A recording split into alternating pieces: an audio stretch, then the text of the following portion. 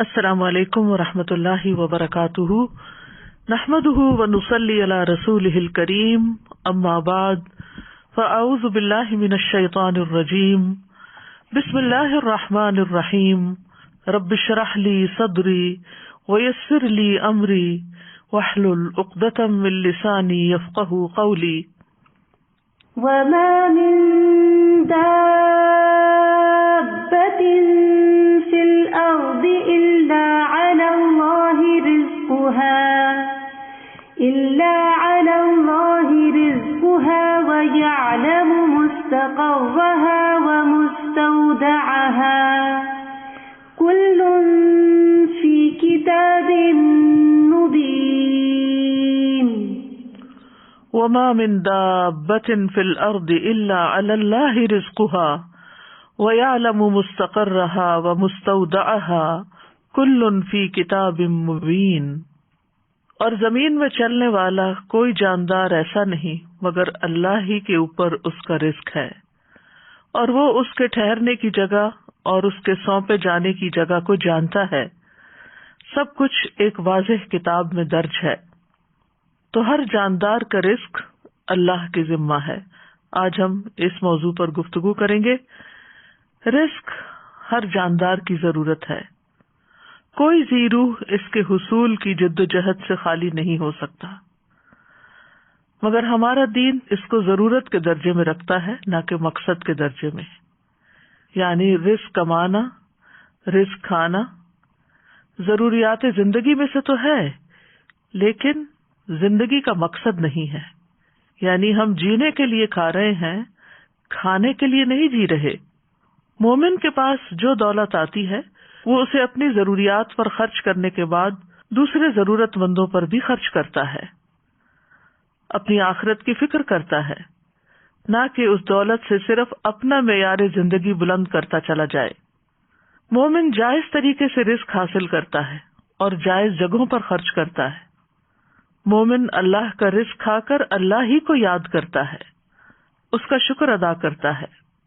لیکن یہ یاد رہے کہ دنیاوی رزق انسان کی مادی ضروریات کو پورا کرتا ہے، مگر اس کی روحانی ضروریات کے لیے جو رزق اللہ نے دے رکھا ہے اس کے لیے اللہ ہی کی طرف رجوع کرنا ہوتا ہے۔ لہذا بندہ مومن اپنا سارا وقت صرف مال کمانے میں ہی نہیں لگا دیتا، بلکہ اللہ کی عبادت کے لیے بھی وقت نکالتا ہے، اس عبادت کے طریقوں کو سیکھنے کے لیے، علم حاصل کرنے کے لیے بھی وقت نکالتا ہے، اور یوں وہ رزق کے معاملے میں قناعت اختیار کرتا ہے، اور یہی ذریعہ ہے اطمینان پانے کا، کیونکہ اسے یقین ہوتا ہے کہ ہر جاندار کا رزق اللہ کے ذمہ ہے۔ وما من دابۃ، اور نہیں کوئی بھی جاندار۔ دابہ دبیب سے ہے، ہر اس جاندار کو کہتے ہیں جو سطح زمین پر چلتا اور رینگتا ہے۔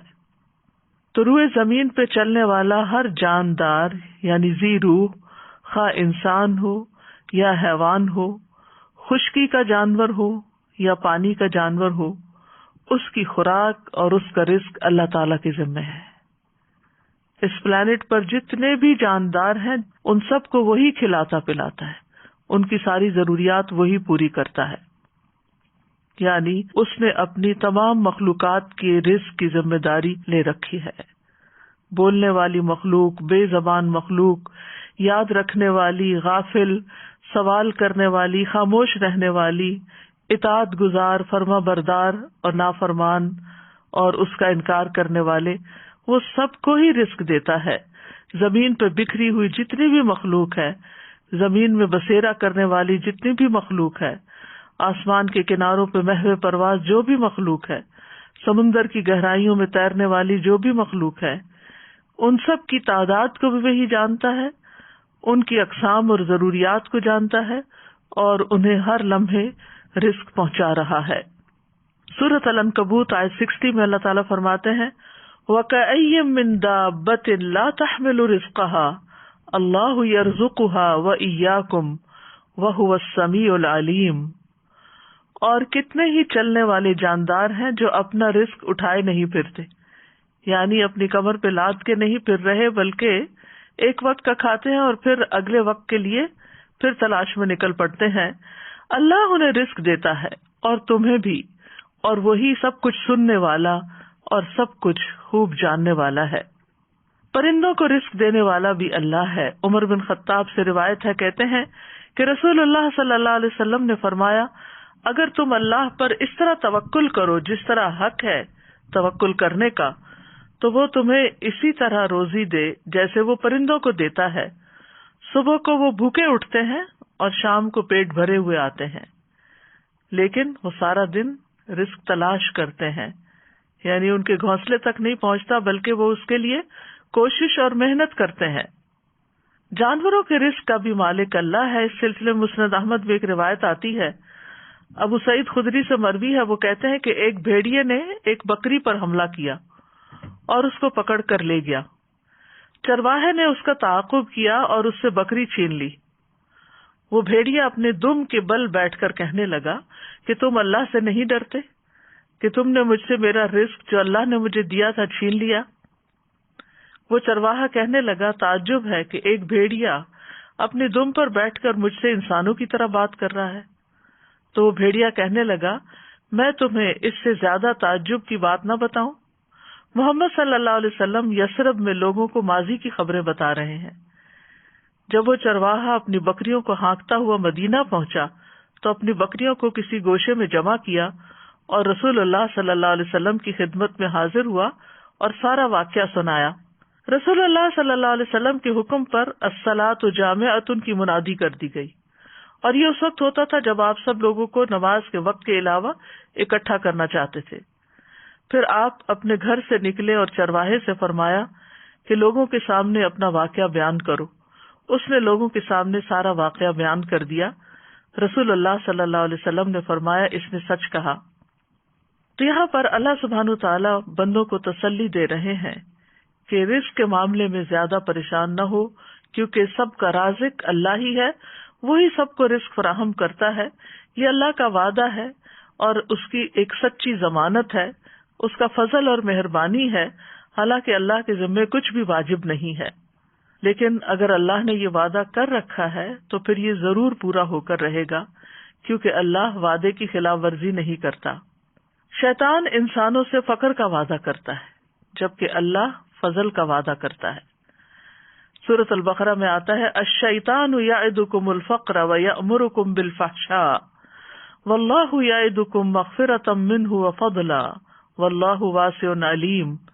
شیطان تمہیں فقر کا ڈراوا دیتا ہے اور تمہیں شرمناک بخل کا حکم دیتا ہے، اور اللہ تمہیں اپنی طرف سے بڑی بخشش اور فضل کا وعدہ دیتا ہے، اور اللہ وسعت والا سب کچھ جاننے والا ہے. ابن عباس کہتے ہیں کہ دو چیزیں اللہ کی طرف سے ہیں، دو شیطان کی طرف سے ہیں.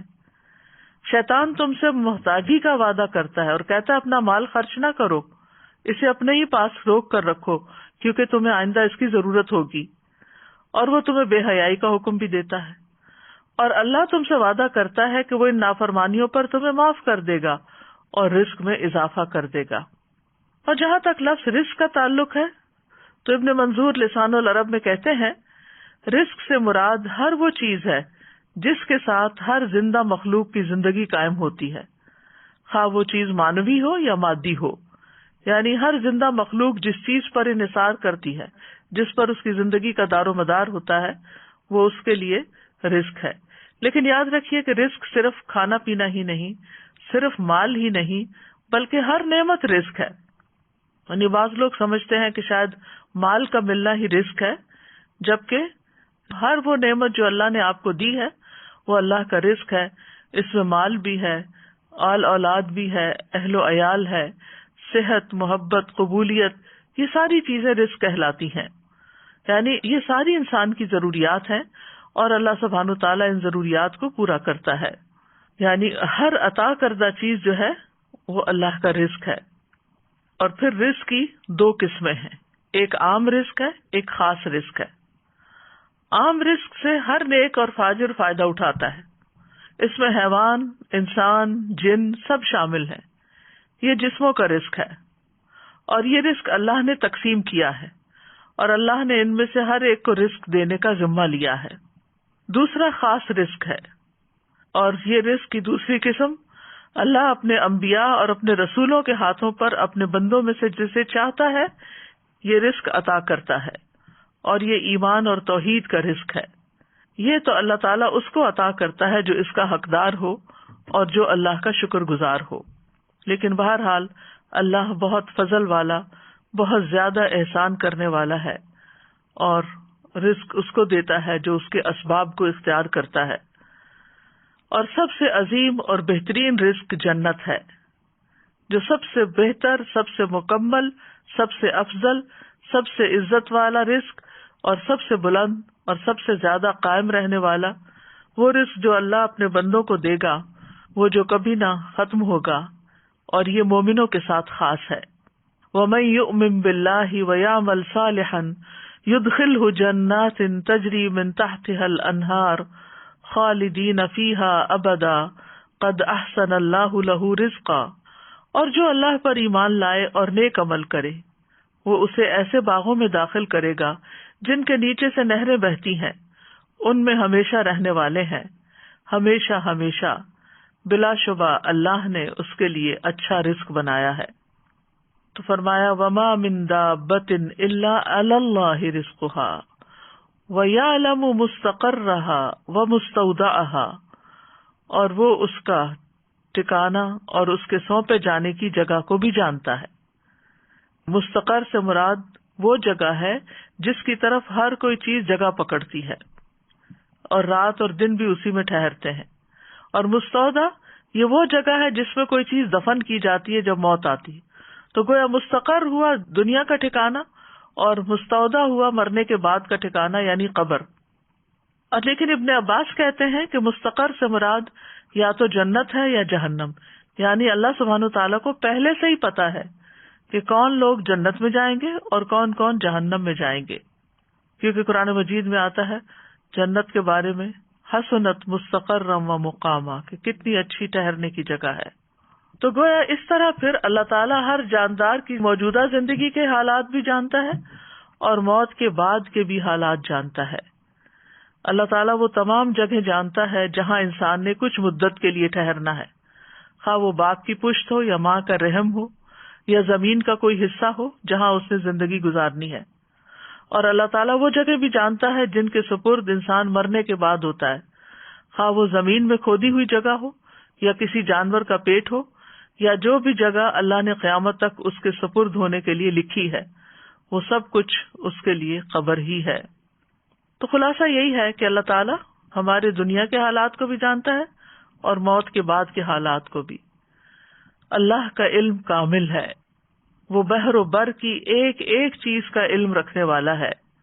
سورۃ الانعام میں فرمایا وَعِندَهُ مَفَاتِحُ الْغَيْبِ لَا يَعْلَمُهَا إِلَّا هُوَ وَيَعْلَمُ مَا فِي الْبَرِّ وَالْبَحْرِ وَمَا تَسْقُطُ مِنْ وَرَقَةٍ إِلَّا يَعْلَمُهَا وَلَا حَبَّةٍ فِي ظُلُمَاتِ الْأَرْضِ وَلَا رَطْبٍ وَلَا يَابِسٍ إِلَّا فِي كِتَابٍ مُبِينٍ، اور اسی کے پاس غیب کی چابیاں ہیں، انہیں اس کے سوا کوئی نہیں جانتا، اور وہ جانتا ہے جو کچھ خشکی اور سمندر میں ہے، اور کوئی پتا نہیں گرتا مگر وہ اسے جانتا ہے، اور زمین کے اندھیروں میں کوئی دانہ نہیں اور نہ کوئی تر چیز ہے نہ خشک مگر وہ ایک واضح کتاب میں ہے۔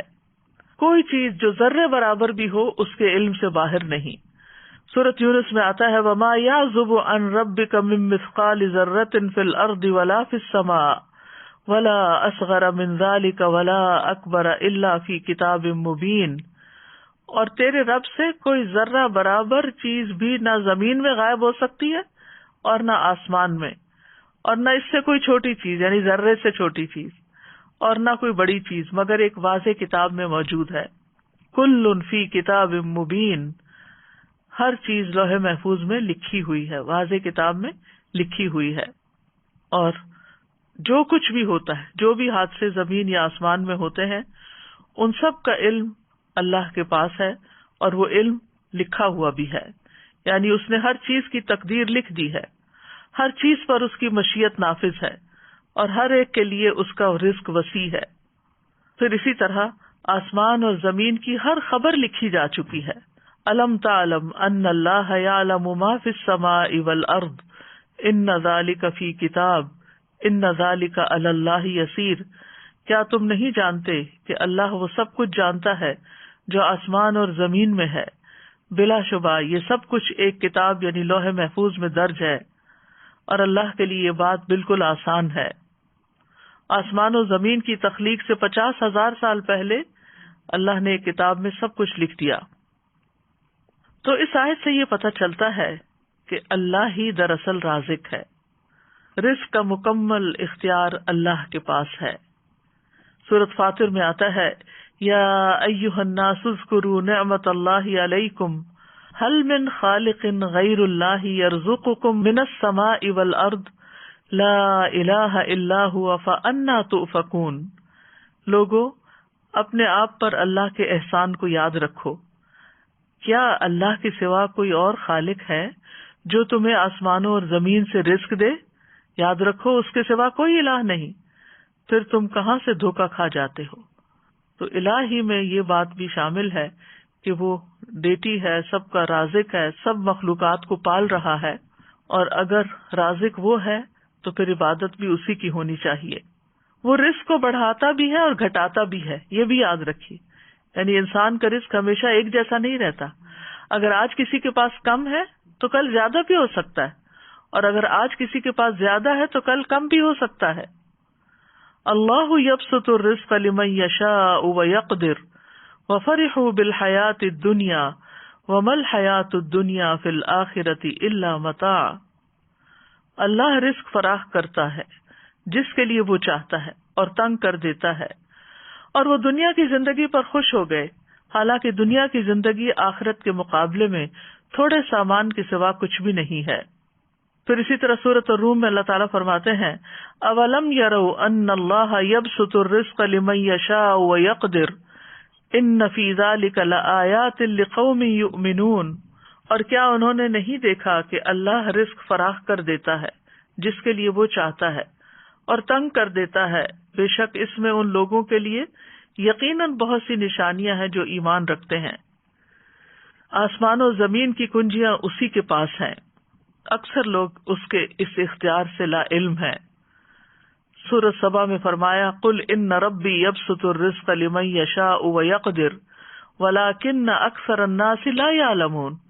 کہہ دیجئے بے شک میرا رب رزق فراخ کرتا ہے جس کے لیے چاہتا ہے اور تنگ کر دیتا ہے، لیکن اکثر لوگ علم نہیں رکھتے، وہ صرف حالات کو، اسباب کو اور ظاہری چیزوں کو دیکھتے رہتے ہیں کہ اس وجہ سے، اس ریزن سے اور اس ریزن سے یہ کم ہو گیا ہے، لیکن یہ سب کچھ اللہ کے حساب میں پہلے سے ہی ہے۔ جب ایک بچہ پیدا ہوتا ہے تو پیدا ہونے سے پہلے جب وہ ماں کے پیٹ میں ہوتا ہے تو فرشتہ آتا ہے اور اس کا رزق لکھتا ہے، اور یہ اللہ کی طرف سے تقدیر لے کر آتا ہے کہ کس کو کتنا رزق ملے گا، اور یہ سب اللہ کا اندازہ ہے کہ کس کو کیا ملنا چاہیے۔ اللہ کے سوا کوئی اور انسان کے رزق کا مالک نہیں، اللہ رزق دیتا ہے، لیتا نہیں ہے۔ سورۃ طٰہٰ میں اللہ تعالیٰ فرماتے ہیں، وَأْمُرْ أَهْلَكَ بِالصَّلَاةِ وَاصْطَبِرْ عَلَيْهَا لَا نَسْأَلُكَ رِزْقًا نَحْنُ نَرْزُقُكَ وَالْعَاقِبَةُ لِلتَّقْوَىٰ۔ اور اپنے گھر والوں کو نماز کا حکم دو اور اس پر خوب پابند رہو، ہم تم سے کسی رزق کا مطالبہ نہیں کرتے، ہم ہی آپ کو رزق دیتے ہیں، اور اچھا انجام تقویٰ کا ہے۔ لیکن آپ دیکھیے کہ اس کے برعکس ہم اپنے گھر والوں کو کس چیز کا یا بچوں کو کس چیز کا حکم دیتے رہتے ہیں، وہ نماز پڑھیں یا نہ پڑھیں، نماز کی پابندی کریں یا نہ کریں، اس کا اتنا غم نہیں ہوتا جتنا اس بات کا غم کہ یہ کیا کما رہے ہیں، یہ کہاں سے کھائیں گے، یہ کیسے جئیں گے۔ ضرور اس کی بھی فکر ہونی چاہیے۔ یہ نہیں کہا گیا کہ اسباب اختیار نہ کرو، اسباب اختیار کرنے چاہیے، لیکن اللہ سبحانہ وتعالیٰ فرماتے ہیں کہ ہم آپ سے رزق نہیں مانگتے، رزق تو اللہ کے ہاتھ میں ہے۔ ان اللہ هو الرزاق ذو القوة المتین، اور اگر وہ اپنا رزق روک لے تو کوئی دے نہیں سکتا۔ امن ھذا الذی یرزقکم ان امسک رزقہ بل لجوا فی عتو ونفور۔ یا وہ کون ہے جو تمہیں رزق دے اگر وہ اپنا رزق روک لے، بلکہ وہ سرکشی اور بدکنے پر اڑے ہوئے ہیں۔ تو جب انسان کو یہ یقین ہو جاتا ہے کہ رازق اللہ ہے تو پھر انسان رزق کی تنگی میں اسی کی طرف رجوع کرتا ہے، ورنہ وہ انسانوں کو یہ سمجھتا ہے کہ یہ میرے رازق ہیں تو پھر وہ ان کی چاکری پہ لگ جاتا ہے اور ان کی خوشامد پہ لگ جاتا ہے کہ شاید یہی جاب دیں گے تو جاب ہوگی، یا یہ تعاون کریں گے تو ہی رزق ملے گا، جبکہ رزق جو ہے وہ اللہ کے ذمہ ہے۔ اللہ تعالیٰ فرماتے قل ارأیتم ان اصبح ماؤکم غورا فمن یأتیکم بماء معین، کہہ دو کیا تم نے دیکھا اگر تمہارا پانی گہرا چلا جائے تو کون ہے جو تمہیں بہتا ہوا پانی لا کر دے؟ یعنی رزق کے جتنے بھی سورسز ہیں وہ اللہ کے ہاتھ میں ہیں، اور وہ بندوں کی ضرورت کے مطابق ان کو نکالتا رہتا ہے، اور پھر جس کو جیسا چاہتا ہے، جتنا چاہتا ہے رزق دیتا ہے، جس کو چاہتا ہے وافر دیتا ہے، جس پہ چاہتا ہے تنگ کر دیتا ہے۔ سورۃ زاریات میں آتا ہے ان اللہ هو الرزاق ذو القوۃ المتین، بے شک اللہ ہی بے حد رزق دینے والا، طاقت والا، نہایت مضبوط ہے، اور رزق کے معاملے میں کوئی بھی اللہ کو عاجز کرنے والا نہیں۔ یعنی اگر اللہ تعالیٰ دینا چاہے کسی کو تو کوئی روک نہیں سکتا، اور اگر وہ روک دے تو کوئی دے نہیں سکتا۔ قرآن مجید میں آتا ہے ان ھذا لرزقنا ما لہ من نفاد، بلا شبہ یقیناً یہ ہمارا رزق ہے جس کے لیے کسی صورت ختم ہونا نہیں ہے۔ دنیا میں بھی جب تک مخلوقات زندہ ہے رزق آتا رہے گا، اور جنت میں جانے کے بعد تو جنت کا رزق کبھی ختم ہوگا ہی نہیں۔ رزق کے معاملے میں یہ بھی یاد رہے کہ اللہ سبحانہ تعالیٰ اپنے نافرمانوں کو بھی رزق دیتا ہے، یعنی اگرچہ تقویٰ سے اور توکل سے یعنی کہ رزق کی کنجیاں ہیں کئی ایک، لیکن جو نافرمانی کرتے ہیں دنیا کی اس محدود زندگی میں، چونکہ وہ اللہ کی مخلوق ہے، اللہ نے ان کو پیدا کیا ہے، تو اللہ تعالیٰ ان کو رزق بھی عطا کرتا ہے، ان کی نافرمانیوں کے باوجود بھی انہیں رزق دیتا ہے۔ شیطان بھی اللہ ہی سے رزق مانگتا ہے، حالانکہ وہ اللہ کا دشمن ہے، لیکن رسول اللہ صلی اللہ علیہ وسلم نے فرمایا کہ ابلیس نے کہا اے میرے رب تو نے اپنی ساری مخلوق کا رزق واضح کر دیا ہے، تو میرا رزق کہاں ہے؟ اللہ نے فرمایا ہر وہ چیز جس پر میرا نام نہ لیا جائے اس رزق میں تم شامل ہو۔ پھر اسی طرح آسمان والوں کو بھی وہی رزق دیتا ہے اور زمین والوں کو بھی وہی رزق دیتا ہے۔ حاتم الاسم سے پوچھا گیا من این تاکلوا، کہاں سے تم کھاتے ہو؟ یعنی تم کوئی کام کاروبار تو نہیں کرتے، کھاتے کہاں سے ہو؟ قال من عند اللہ، کہنے لگا اللہ کے پاس سے۔ ان کو کہا گیا کیا اللہ تعالیٰ آسمان سے تمہارے لیے دینار و درہم نازل فرمائیں گے؟ انہوں نے کہا کیا اللہ صرف آسمان ہی میں ہے؟ یہ زمین بھی اسی کی ہے اور یہ آسمان بھی اسی کا ہے، اگر وہ میرا رزق آسمان سے نہ دے گا تو زمین سے چلا کر میرے پاس لے آئے گا۔ ہم کہتے ہیں نا تمہارا آسمان سے اترے گا، بات یہ ہے کہ وہ زمین سے بھی لے آئے گا۔ پھر انہوں نے یہ شعر پڑھے وَكَيْفَ أَخَافُ الْفَقْرَ وَاللَّهُ رَازِقِي، میں فقر سے کیوں ڈروں جبکہ اللہ میرا رازق ہے۔ وَرَازِقُ هَذَا الْخَلْقِ فِي الْعُسْرِ وَالْيُسْرِ، تنگی اور آسانی میں اس مخلوق کا رازق وہی ہے۔ تکفل بالارزاق للخلق كلهم، اس نے ساری مخلوقات کے رزق کا ذمہ لے رکھا ہے۔ وما من دابۃ الا علی اللہ رزقها وللضب فی البیداء والحوت فی البحر، گوہ کو صحرا میں رزق دیتا ہے اور مچھلی کو سمندر میں رزق دیتا ہے۔ اور پھر ہم دیکھیں کہ ہر مخلوق کی رزق کی ضرورت مختلف ہے۔ انسانوں میں سے بھی مختلف علاقوں کے رہنے والے لوگ مختلف طرح کی چیزیں کھاتے ہیں، اسی طرح پانی میں رہنے والے جانوروں کا رزق اور طرح ہے، خشکی والوں کا اور طرح، پرندوں کا اور طرح ہے، جنگلی جانوروں کا اور طرح ہے۔ پھر لوگوں کے ہاں پسند ناپسند بھی ہے، پھر ان کی ٹیسٹ کا بھی فرق ہے، کوئی مرچیں کھاتا ہے کوئی نہیں کھاتا، تو اسی کے مطابق اللہ سبحانہ وتعالیٰ نے اتنی ورائٹی پیدا کر دی ہے۔ اور یہ اتنی ورائٹی پیدا کرنے کا یہ مطلب نہیں کہ ہم ہر چیز ہی کھائیں، یہ ہر چیز ہمارے لیے بنی ہے، ہر ایک کی ضرورت کے مطابق اللہ تعالیٰ نے تقسیم کر رکھا ہے۔ کچھ لوگ کچھ چیزوں کو بالکل بھی نہیں کھا سکتے، ہم کہتے ہیں الرجی ہے، ٹھیک ہے الرجی ہوتی ہے، لیکن اصل میں تو پیچھے اللہ ہی کا اذن ہوتا ہے کہ وہ جس کو چاہے دے اور جس سے چاہے روک دے، جس کو چاہے وہ چیز کھانے دے اور جس سے چاہے وہ نہ کھانے دے۔ اور پھر اللہ وہاں سے رزق دیتا ہے جہاں سے بندہ گمان بھی نہیں کر سکتا۔ وَيَرْزُقُهُ مِنْ حَيْثُ لَا يَحْتَسِبُ وَمَن يَتَوَكَّلْ عَلَى اللَّهِ فَهُوَ حَسْبُهُ إِنَّ اللَّهَ بَالِغُ أَمْرِهِ قَدْ جَعَلَ اللَّهُ لِكُلِّ شَيْءٍ قَدْرًا، اور اسے رزق دے گا جہاں سے وہ گمان نہیں کرتا، اور جو کوئی اللہ پر بھروسہ کرے تو وہ اسے کافی ہو جاتا ہے۔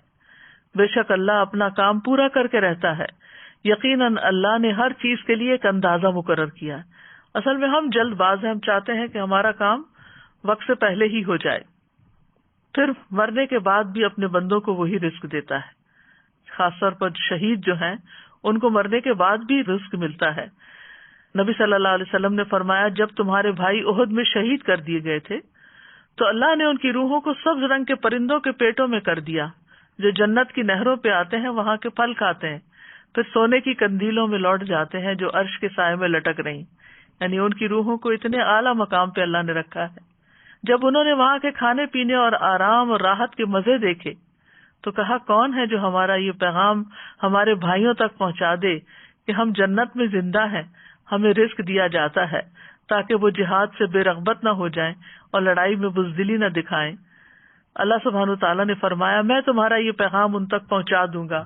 چنانچہ اللہ نے یہ آیت نازل کی وَلَا تَحْسَبَنَّ الَّذِينَ قُتِلُوا فِي سَبِيلِ اللَّهِ أَمْوَاتًا بَلْ أَحْيَاءٌ عِندَ رَبِّهِمْ يُرْزَقُونَ.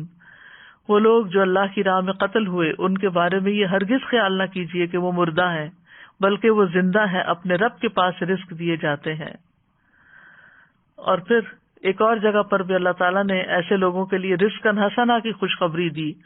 والذین ہاجروا فی سبیل اللہ ثم قتلوا او ماتوا لیرزقنہم اللہ رزقا حسنا وان اللہ لہو خیر الرازقین. اور جن لوگوں نے اللہ کے راستے میں وطن چھوڑا پھر قتل کر دیے گئے یا مر گئے, یقیناً اللہ انہیں ضرور رزق دے گا, اچھا رزق, رزقاً حسنا, اور بے شک اللہ یقیناً سب رزق دینے والوں میں سے بہترین ہے. رزق کے کم یا زیادہ ہونے میں اللہ کی حکمتیں ہوتی ہیں.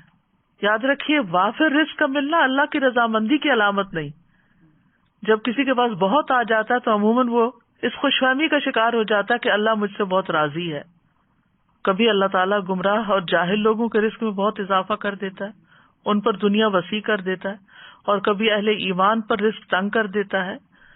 تو یہ نہیں سمجھا جانا چاہیے کہ جو کچھ ہمیں ملا ہے یہ زیادہ ملا ہے, یہ اللہ کی محبت یا چنے ہوئے ہونے کی دلیل ہے. اللہ دنیا اس کو بھی دیتا ہے جس سے وہ محبت کرتا ہے, اور اس کو بھی دیتا ہے جس سے وہ محبت نہیں کرتا, مگر ایمان صرف اس کو عطا کرتا ہے جس سے وہ محبت کرتا ہے. رزق کا گھٹنا بڑھنا جو ہے یہ اللہ کی طرف سے ایک امتحان ہے. جیسے اور بہت سی چیزوں میں امتحان ہے تو رزق کے معاملے میں بھی ایک امتحان ہے. فَأَمَّا الْإِنسَانُ إِذَا مَا ابْتَلَاهُ رَبُّهُ فَأَكْرَمَهُ وَنَعَّمَهُ فَيَقُولُ رَبِّي أَكْرَمَنِ وَأَمَّا إِذَا مَا ابْتَلَاهُ فَقَدَرَ عَلَيْهِ رِزْقَهُ فَيَقُولُ رَبِّي أَهَانَنِ. بس لیکن انسان جب اس کا رب اسے آزمائے پھر اسے عزت بخشے اور اسے نعمت دے تو کہتا ہے میرے رب نے مجھے عزت بخشی, لیکن جب وہ اسے آزمائے پھر اس پر اس کا رزق تنگ کر دے تو کہتا ہے میرے رب نے مجھے ذلیل کر دیا. تو اللہ سبحانہ وتعالیٰ کے اس فرمان سے بالکل واضح ہو رہا ہے کہ یہ رزق کا دیا جانا اور رزق کا لیا جانا دونوں ہی امتحان ہے. پھر یہ ہے کہ کبھی رزق کی کمی خیر کا باعث بھی ہوتی ہے اور کبھی وافر رزق خیر کا باعث ہوتا ہے, کیونکہ رزق کا وافر ہونا بہرحال آزمائش تو ہے, لیکن نیک انسان کے لیے اچھا مال خوش قسمتی کی علامت ہے, کیونکہ وہ اسے اچھے کاموں میں صرف کرتا ہے اور اس سے اس کے درجات اور بلند ہوتے ہیں.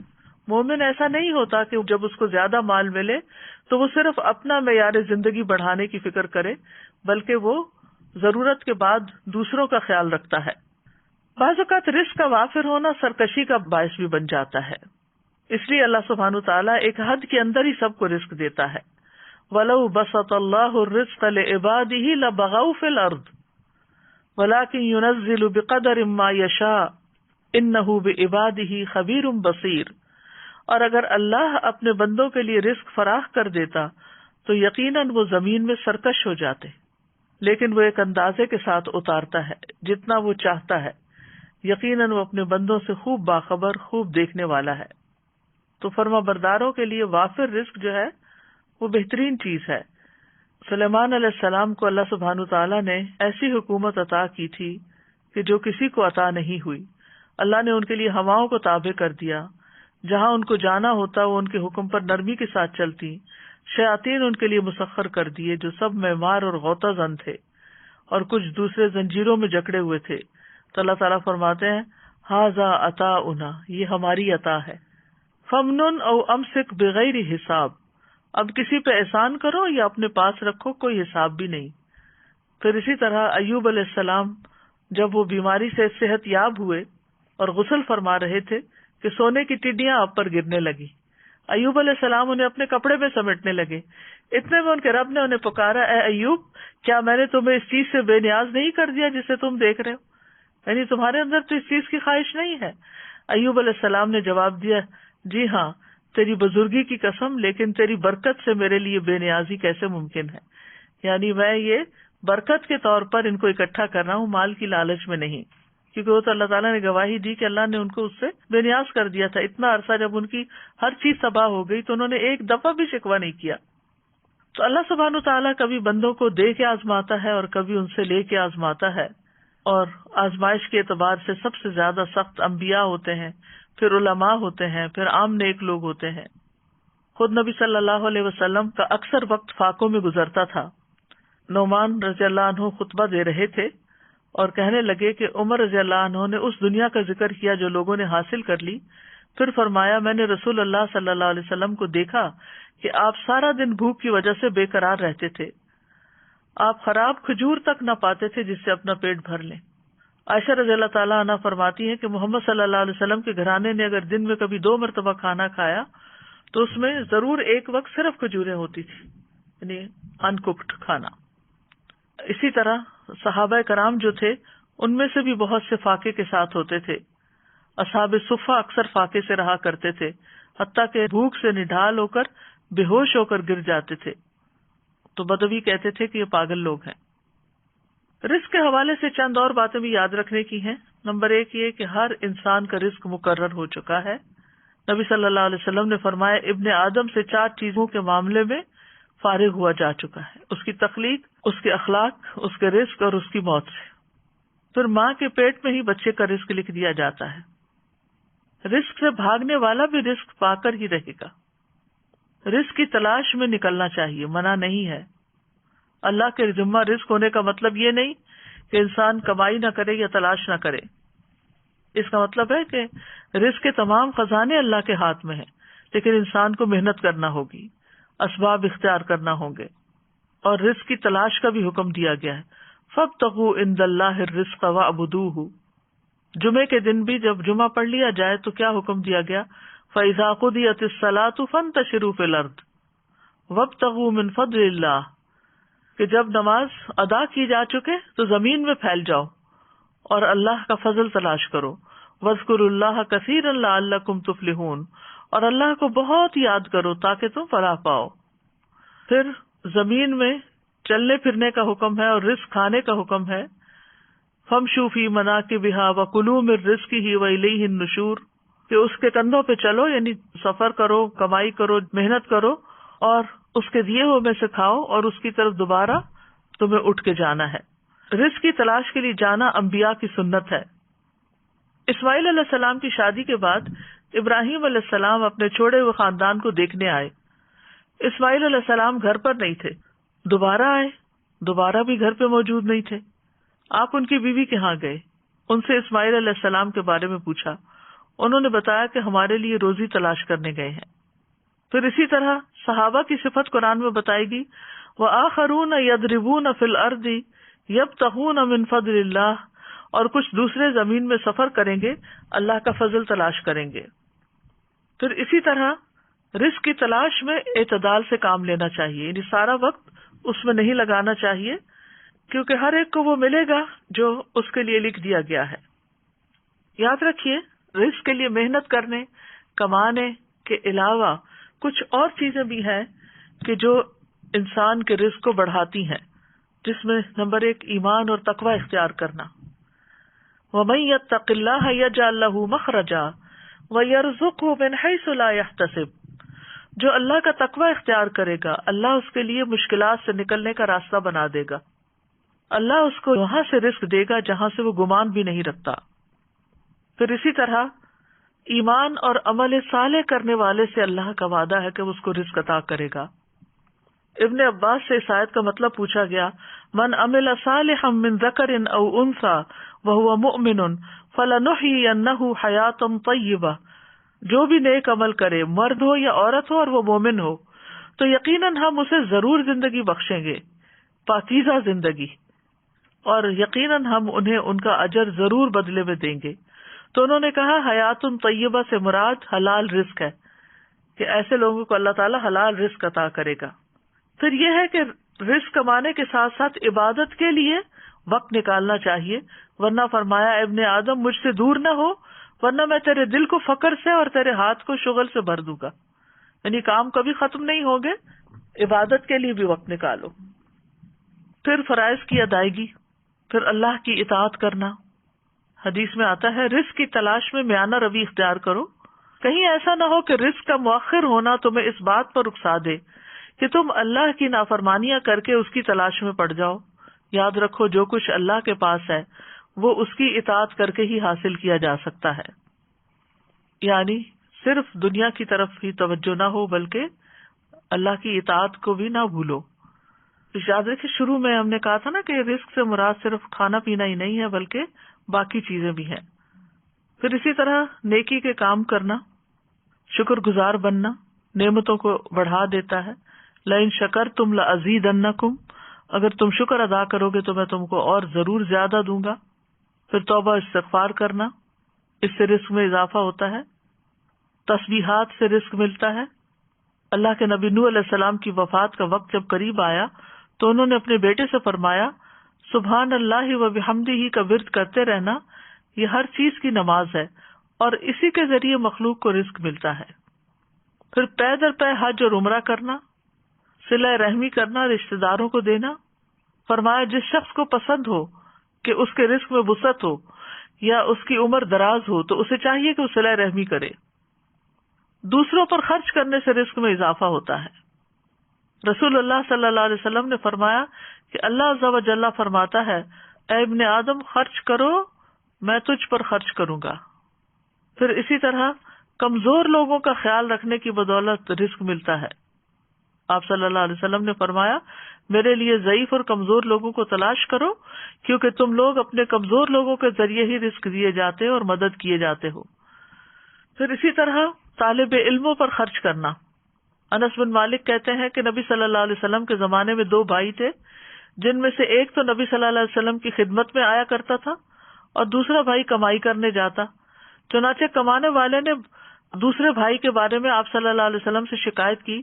آپ نے فرمایا کہ شاید تم اسی کی وجہ سے رزق دیے جاتے ہو، یعنی تمہیں جو مل رہا ہے اس لیے مل رہا ہے کہ تم آگے اس پر اپنے بھائی پر خرچ کرتے ہو۔ اسی طرح رزق بڑھانے کے اسباب میں سے صبح صبح کام کرنا، پھر خرید و فروخت میں سچ بولنا۔ 3 لوگوں کا رزق اللہ کے ذمہ ہے، یعنی کہ اللہ تعالیٰ ضامن ہے، اگر وہ زندہ ہے تو ان کو رزق دے اور ان کو کافی دے دے، اور مر جائے تو جنت میں داخل کرے۔ وہ کون لوگ ہیں؟ وہ شخص جس نے اپنے گھر میں داخل ہو کر سلام کیا، جس نے اپنے گھر داخل ہو کر سلام کیا تو اللہ اس کا ضامن ہے، اور وہ شخص جو مسجد کی طرف نکلا اللہ اس کا بھی ضامن ہے، اور وہ شخص جو جہاد میں گیا اللہ اس کا بھی ضامن ہے۔ اسی طرح 4 چیزیں رزق لاتی ہیں، رات کا قیام، سحری کے وقت کثرت سے استغفار کرنا، صدقہ کرتے رہنا، دن کے پہلے اور آخری حصے میں اللہ کا ذکر کرنا۔ پھر اسی طرح کچھ چیزیں رزق سے محروم بھی کر دیتی ہیں، تقوی چھوڑ دینا، نافرمانیاں کرنا۔ حسن بصری کہتے ہیں اللہ کی قسم بادل میں تمہارے لیے رزق ہے لیکن تم اپنی غلطیوں اور اعمال کی وجہ سے اس سے محروم کر دیے جاتے ہو۔ پھر یہ کہ ناشکری رزق کی بربادی کا سبب بنتی ہے۔ مثلا ناشکری کیا ہے؟ آپ کھانا دیکھیں کیا پکا ہوا ہے، اوہ، جیسے عام طور پر بچے کرتے ہیں، تو یہ ناشکری ہے۔ ان کو بھی سمجھانا چاہیے کہ یہ شکر گزاری کے خلاف ہے۔ پھر اسی طرح گن گن کے نہ رکھا جائے۔ حضرت اسماء بنت ابی بکر کہتی ہیں کہ رسول اللہ صلی اللہ علیہ وسلم ایک مرتبہ میرے پاس سے گزرے، اس وقت میں کچھ گن رہی تھی اور اسے ناپ رہی تھی۔ فرمایا اے اسماء گن گن کے نہ رکھو ورنہ اللہ بھی تمہیں گن گن کر دے گا۔ کہتی ہیں کہ رسول اللہ صلی اللہ علیہ وسلم کے اس ارشاد کے بعد میں نے اپنے پاس سے کچھ جانے والے یا آنے والے کو شمار نہیں کیا، نہیں کچھ میرے پاس آیا، کتنا مال آیا کتنا گیا اس کو میں نے کبھی گنا نہیں، آنے والے روپے پیسے کو مراد ہے۔ اور جب بھی میرے پاس اللہ کا کوئی رزق ختم ہوا اللہ عز و جل نے مجھے اس کا بہتر بدل عطا کر دیا۔ جو خرچ نہ کرے اس کا مال تلف ہوتا ہے. 2 فرشتے صبح صبح دعا کرتے ہیں کہ اللہ خرچ کرنے والے کو اس کا بدلہ عطا کر اور روک رکھنے والے کا مال تلف کر دے. پھر اسی طرح قطع رحمی کرنا، یعنی رشتہ داروں سے میل جول نہ رکھنا، صرف دنیا کا ہم و غم لگانا. جو اپنی فکر آخرت کو بنا لیتا ہے اللہ تعالیٰ اس کے تمام امور جمع کر دیتا ہے اور اس کے دل کو بے نیاز کر دیتا ہے. لوگوں سے مانگنا. عبد الرحمن بن عوف کہتے ہیں رسول اللہ صلی اللہ علیہ وسلم نے فرمایا جو شخص 1 مرتبہ مانگے گا اور مانگنے کا دروازہ کھول لے گا تو اللہ تعالیٰ اس پر تنگ دستی کا دروازہ کھول دیں گے. جو 1 مرتبہ مانگنے کا دروازہ کھول لیتا ہے اللہ اس پر تنگ دستی کا دروازہ کھول دیتے ہیں. اسی طرح جسے شدید ضرورت پڑ گئی اور اس نے لوگوں پہ پیش کر دیا تو اس کی وہ حاجت دور نہ ہوگی، اور جس نے اللہ پہ پیش کیا اللہ تعالیٰ عنقریب اس کو بے پرواہ کر دے گا. اس لیے ہر رزق کی تنگی میں اللہ ہی کی طرف رجوع کرنا چاہیے اور دعائیں بھی اس سے مانگنی چاہیے کہ اللہ ہمیں رزق دے اور تو ہی بہترین رزق دینے والا ہے. وارزقنا وانت خیر الرازقین. اسی طرح جب اللہ سے بندہ رزق مانگتا ہے تو اللہ ضرور عطا کرتا ہے. اذا قلت اللہم ارزقنی، جب تم کہتے ہو اللہ مجھے رزق دے، قال اللہ قد فعلت، تو اللہ تعالیٰ کہتے میں نے دے دیا، میں نے فیصلہ کر لیا. پھر ہمیں طیب رزق کی دعا کرنی چاہیے. اللہم انی اسألک علما نافعا ورزقا طیبا وعملا متقبلا. حلال رزق کی دعا کرنی چاہیے. اللہم اکفنی بحلالک عن حرامک واغننی بفضلک عمن سواک. فقر سے پناہ مانگنی چاہیے. اللہم انی اعوذ بک من الفقر والقلۃ والذلۃ واعوذ بک من ان اظلم او اظلم. پھر اسی طرح اولاد کے لیے بھی رزق کی دعا کرنی چاہیے، جیسے ابراہیم علیہ السلام اور اسماعیل علیہ السلام نے کی تھی دعائیں. بچوں کو رزق کی دعا بھی دینی چاہیے. عمر بن حریث کہتے ہیں کہ میری والدہ مجھے لے کر نبی صلی اللہ علیہ وسلم کی خدمت میں حاضر ہوئی تو آپ نے میرے سر پر ہاتھ پھیرا اور میرے لیے رزق کی دعا کی. خادموں کے رزق میں برکت کی دعا دینی چاہیے. بڑھاپے میں وسیع رزق کی دعا کرنی چاہیے. رزق کی وجہ سے دنیا کی اصلاح کی دعا کرنی چاہیے. وَأَصْلِحْ لِي دُنْيَايَ الَّتِي فِيهَا مَعَاشِي. اللہ دنیا کے حالات اچھے رکھنا کیونکہ میری معاش اسی میں ہے. برکت کے لیے دعا کرنی چاہیے. اللہم بارک لنا فی ورزقنا خیرا منہ. یعنی جب بھی اللہ تعالیٰ کھانا کھلائیں تو اس کے بعد یہ دعا کر لینی چاہیے. اور جو دودھ پینے کے بعد کی دعا ہے وہ آخر میں وزدنا منہ. تو دونوں طرح کی بھلائیاں حاصل کر لی، برکت بھی ہو گئی اور مزید بھی ملا. پھر پھلوں میں برکت کی دعا پڑھنی چاہیے. مد اور سا میں برکت کی دعا کرنی چاہیے. ایک کتاب ہے لدھا نے جو چھاپی ہے کھانے پینے کے آداب، اس میں یہ دعائیں، یہ آداب اور بہت ساری چیزیں آپ کو مل جائیں گی جو آج میں نے یہاں پر کوٹ کی ہے. یہ کتاب ہر گھر کی ضرورت ہے. اور اسی طرح اگر کوئی کھانا کھلائے تو اس کو بھی برکت کی دعا دینی چاہیے. نئے مسلمان بننے والے کو اللہ سے رزق مانگنا سکھانا چاہیے کیونکہ فقر جو ہے وہ کفر تک پہنچا دیتا ہے انسان کو. اللہم اغفر لی وارحمنی واہدنی وارزقنی، یہ والی دعا سکھانی چاہیے. اور کرنے کے کام یہ ہے، نمبر 1 کہ اللہ پہ بھروسہ کرنا ہے، اللہ پہ توکل کرنا ہے، اور یہ یقین رکھنا ہے کہ اللہ تعالیٰ کا مقرر کردہ رزق مجھے ضرور مل کر رہے گا کیونکہ اس کے بغیر ہم دنیا سے نہیں جا سکتے. اور پورے یقین سے اللہ سے مانگنا چاہیے اگر حالات تنگ ہوں. اور رزق کی تلاش میں میانہ روی اور حلال کو ملحوظ رکھنا چاہیے. رزق کے بارے میں جو سوال پوچھے جائیں گے ان کی بھی تیاری کرنی چاہیے. وَعَنْ مَالِهِ مِنْ أَيْنَ اكْتَسَبَهُ وَفِيمَا أَنْفَقَهُ. قیامت کے دن انسان کے قدم ہل نہیں سکیں گے جب تک 5 سوال نہ. ان میں سے ایک یہ ہے کہ مال کہاں سے کمایا اور کہاں خرچ کیا. پھر حلال ذرائع اختیار کرنے، حرام سے بچنا ہے، اور جو اللہ دے اس پر راضی ہونا ہے، اللہ کی تقسیم پر راضی رہنا ہے. بندے سے اللہ بھی راضی ہو جاتا ہے. یعنی اگر ہم اللہ سے راضی ہوں گے رضی اللہ عنہم ورضوا عنہ. پھر اللہ کے رزق پر قناعت کرنی چاہیے. رزق پا کر اسراف سے بچنا چاہیے. کلوا واشربوا ولا تسرفوا انہ لا يحب المسرفین. اور جتنا زیادہ رزق ملے اتنا ہی اللہ کے راستے میں زیادہ خرچ کر کے اپنی آخرت بنانی چاہیے کیونکہ دنیا میں جو کچھ کمایا وہ تو پیچھے رہ جائے گا. یہاں کینیڈا میں جو لوگ سن رہے ہیں، یہ کتاب جو ہے کھانے پینے کے آداب آپ آن لائن آرڈر کر سکتے ہیں اور کل کے ٹاپک سے متعلق کتاب قرآن مجید کے آداب اور فضائل جو ہیں وہ بھی آپ آن لائن آرڈر کر سکتے ہیں. اللہ سبحانہ وتعالی ہم سب کو رزق حلال عطا فرمائے اور کبھی کسی کا محتاج نہ کرے. وآخر دعوانا ان الحمد للہ رب العالمین. سبحانک اللہم وبحمدک اشہد ان لا الہ الا انت استغفرک واتوب الیک. السلام علیکم ورحمۃ اللہ وبرکاتہ.